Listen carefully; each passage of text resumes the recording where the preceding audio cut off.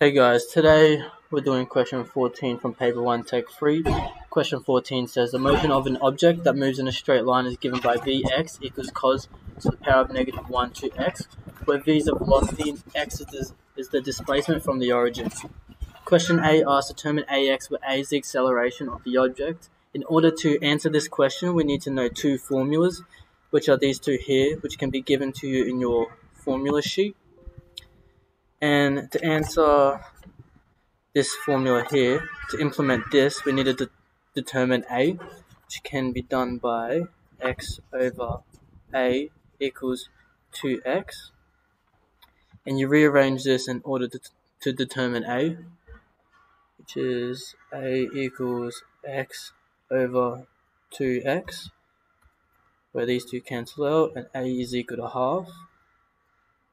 And because we know that to discover acceleration, we gotta derive v, which is given by this formula here. So we substitute a in, so then d over dx cos negative 1 2x is equal to negative 1 over the square root, and half squared is a quarter, so 0.25 squared, well, not squared, never mind that,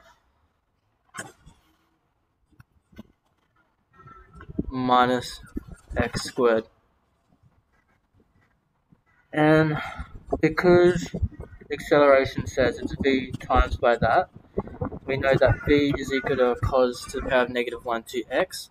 We substitute that back in, which then gives us a negative cos to the power of negative 1 to x all over the square root of a quarter minus x squared. And that's question A. Question B says use the result from 14a to determine a0 given the parameters of negative 2 pi to 0. Express your answer in the simplest form. So we just gotta substitute 0 in for x. So a0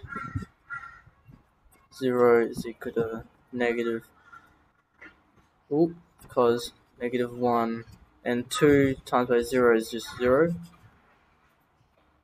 all over the square root of 0.25 minus 0 squared.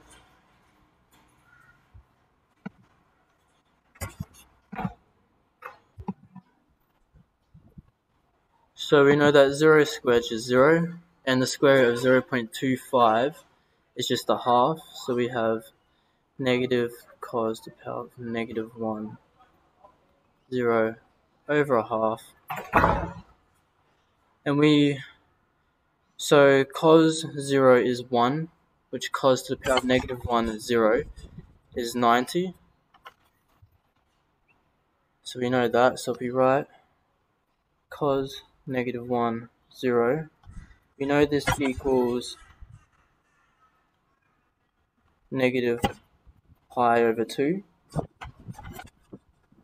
So if we substitute that back in,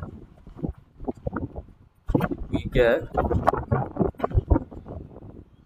negative pi over 2 divided by a half, which would then give us negative pi,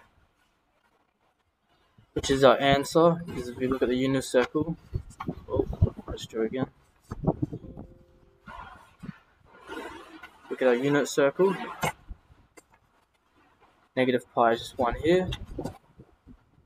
And if we go all the way around again, that's not in our domain. And that's question 14.